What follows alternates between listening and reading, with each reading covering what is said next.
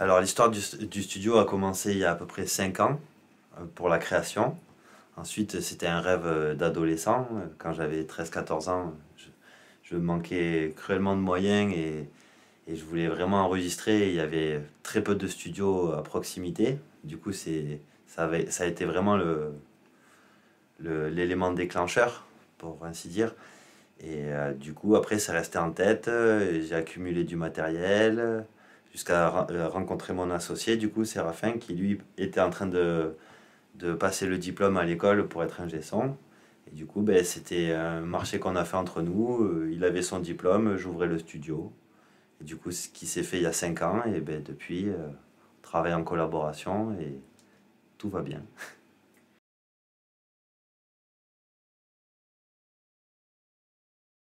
Alors oui, j'étais déjà musicien et j'ai appris sur le tas. C'est-à-dire que j'avais pas le temps de faire les écoles ou d'autres formations. Du coup, c'était plus quand il y avait des collègues ou quoi qui allaient enregistrer, j'étais là pour regarder et je me renseignais sur tout, le matériel, quels effets utiliser, quand on les a pas, comment les remplacer. Et du coup, ben, à partir de là, entre ses connaissances de l'école et mes connaissances sur le terrain, eh ben, on est très complémentaires.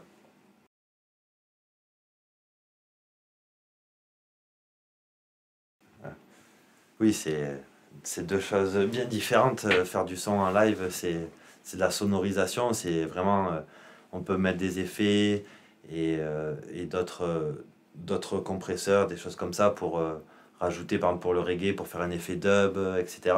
Alors que sur l'enregistrement, c'est vraiment sur les fréquences et sur la prise de son en elle-même. C'est-à-dire que là, on va vraiment avoir un travail d'abord sur la qualité de la prise de son, avant même de commencer à se dire on va le mixer. Donc c'est vraiment totalement différent, oui. Après, on fait des deux. Avec le studio, on sonorise aussi des concerts l'été, souvent, en extérieur. Et ben, voilà, ça change, hein, mais ça, c'est pas le même boulot.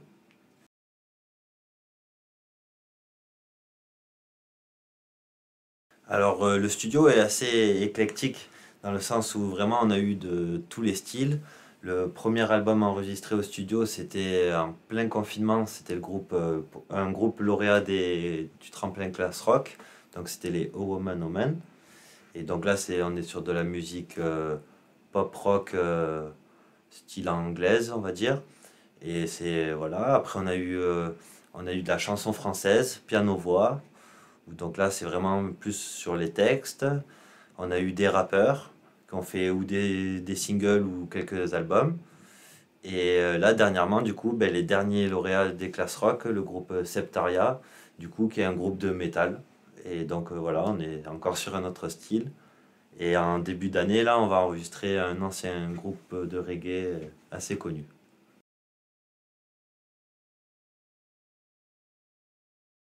Ben, le studio en lui-même est composé de matériel, quasiment tout est analogique, mais après, pour des questions de simplicité, après, on convertit en numérique. Du coup, l'analogique, tout le matériel analogique nous sert à ramener ce grain qu'il y a dans les anciens albums. Quand on écoute des classiques, et ben, c'est ce son-là parce qu'en fait, c'est passé par ces machines-là. Ensuite, après, nous, on les convertit en numérique pour continuer le mixage, par exemple sur Pro Tools. Donc, en fait, c'est du semi-analogique ou du semi-numérique, vu qu'on passe d'abord dans l'analogique pour finir sur du numérique. Ensuite, après, c'est quasiment que du matériel vintage, rien n'est récent, à part pour l'ordinateur, mais sinon, on reste sur que des processeurs, des effets ou des amplis qui sont réputés, qui sont de studio dans les années 60. Ben, après, pour le côté régie, ben, on a du Universal Audio, du Nive, du SSL. Après, on a aussi un Space Echo. Après, en micro, on a du Neumann, du Electro Voice, mais on a aussi du Beyer Dynamics, du Sennheiser. Beaucoup de références vintage qui sont utilisées dans des anciens enregistrements. Et en fait, beaucoup de matériel ici a été acheté par rapport au fait qu'on le retrouve sur beaucoup d'enregistrements et du coup, ça fait partie des classiques du matériel en studio. Ensuite, le matériel dans la salle d'enregistrement, le matériel, c'est que des amplis des années 60 à 70, avec des amplis référencés par les Beatles, par les Pink Floyd. La batterie, c'est la batterie du batteur de Led Zeppelin. La basse, c'est McCartney, des Beatles. La tête d'ampli iWatt avec les enceintes WEM, c'est ce qu'utilisaient les Pink Floyd sur le live à Pompéi.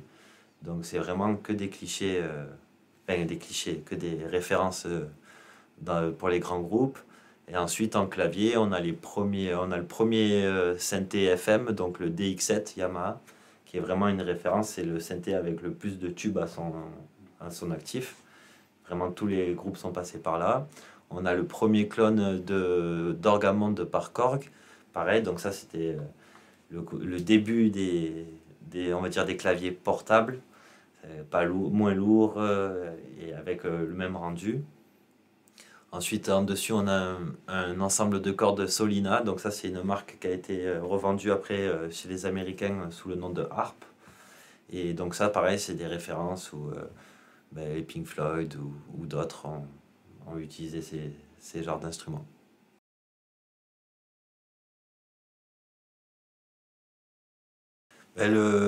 D'avoir créé le studio dans une cave voûtée nous a beaucoup simplifié pour les commodités entre les nuisances sonores et par rapport même au traitement acoustique qui de base est beaucoup moins important à traiter parce que la pièce n'est pas lisse, elle n'est pas droite, elle n'est pas pleine. Donc tout est fait pour que le son ressorte d'une façon bien propre à elle.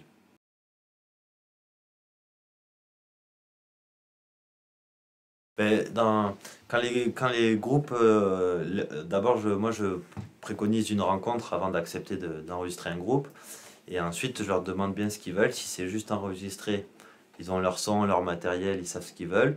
Ou sinon en mode ils sont ouverts aux critiques constructives pour dire on pourrait peut-être changer ça ou rajouter ça. Et du coup en fait là par exemple pour les premiers albums j'ai été un peu le chef d'orchestre dans le sens où je ne touchais quasiment pas aux machines mais j'étais d'une rigueur exemplaire sur les prises de son.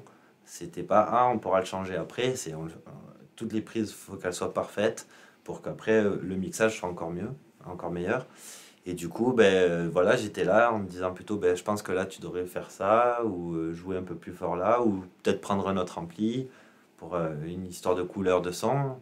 Alors que Seraph est plus donc dans le côté vraiment mixage pur et dur.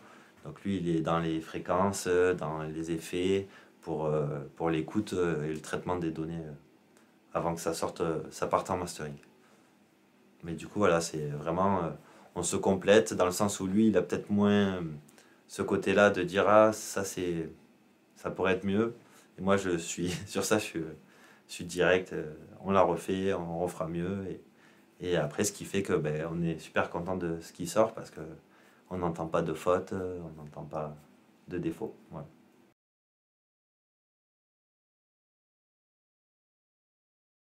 Oui, l'enregistrement est une étape importante, mais souvent nous, on favorise du temps pour que les gens, les groupes qui viennent enregistrer, ils aient vraiment le temps de se poser, même d'avoir des idées, de trouver des idées. Souvent, on est arrêté sur un projet, et puis quand on y est, ah, mais on rajouterait bien ça, je verrais bien un peu des chœurs là, ou un peu... Et du coup, c'est pour ça que nous, quand on prend des projets sur quand même un terme assez long pour exprès laisser permettre les idées de venir aussi aux groupes qui ont déjà arrêté leurs morceaux en mode on veut l'enregistrer comme ça. Et ensuite pour le côté mixage, souvent on attend un mois avant de se plonger dans le mixage parce que la grosse erreur d'attaquer le mixage directement après l'enregistrement, c'est que vu qu'on est déjà dedans, on n'entend pas obligatoirement les erreurs ou ce qui va pas parce qu'on les a écoutés tous les jours, on l'a fait depuis un mois tous les jours, on enregistre. Quand on mixe juste après, on les a encore dans la tête, donc on voit pas obligatoirement que laisser du temps après quand on y revient. Ah ben là, en fait, c'était pas, elle était peut-être pas si bien accordée que ça la guitare. Et c'est là où des fois voilà, ça pêche un peu, mais c'est mieux.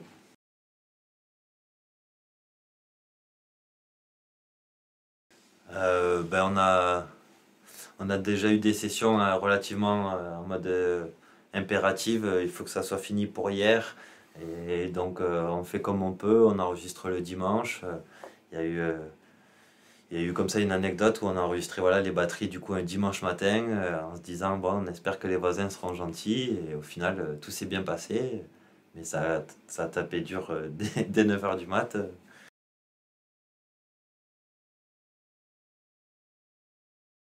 Alors j'ai eu l'occasion de récupérer ce lieu parce qu'au-dessus en fait il y avait un magasin de musique et eux avaient acheté cette cave pour en faire un stock et de temps en temps quelques animations, des petites répétitions.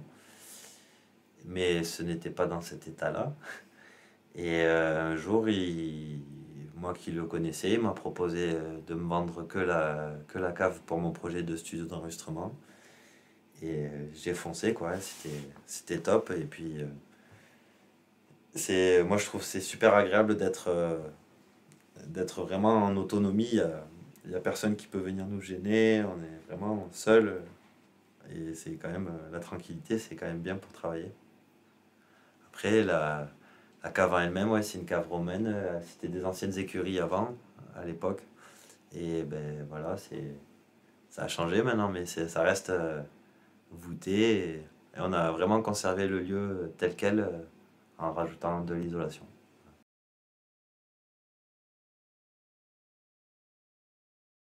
Il y a pas de présence. Après, il y a eu une fois où j'ai eu une femme à la batterie qui était un peu claustrophobe, qui avait un peu du mal avec le côté, du coup, pas voir le jour.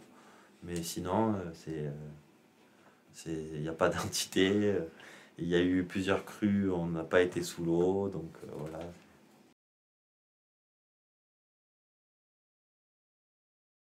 J'ai j'ai vite été intéressé par le côté qui a produit quoi, mais aussi un peu sur l'histoire par rapport à qui avait droit d'enregistrer ou pas. Par exemple, je prends un exemple aux États-Unis, Chess Record, donc Chess Record, Leonard Chess a créé un studio d'enregistrement pour les Afro-Américains en pleine période de ségrégation. Donc du coup, lui, c'était un blanc qui était mal vu par les blancs et un peu bien vu maintenant pour les Afro-Américains.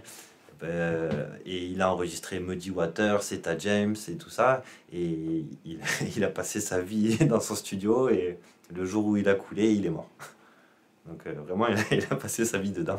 Ça et Abbey Road après, qui est un studio mythique. Et moi, depuis que je suis tout petit, ça me fait rêver d'aller là-bas. Hein. J'y suis allé une fois et je pourrais y retourner tous les jours juste pour le plaisir de rentrer dans un lieu où, historiquement parlant, ben, ça a marqué l'histoire de la musique. Entre autres avec les Beatles, mais même par leur côté technologie, ils ont créé leur propre marque de table de mixage, ils avaient leurs propres effets, ils avaient leurs propres... Tout était fait pour ce studio, quoi. Ça a été créé pour, et ça, c'est magnifique.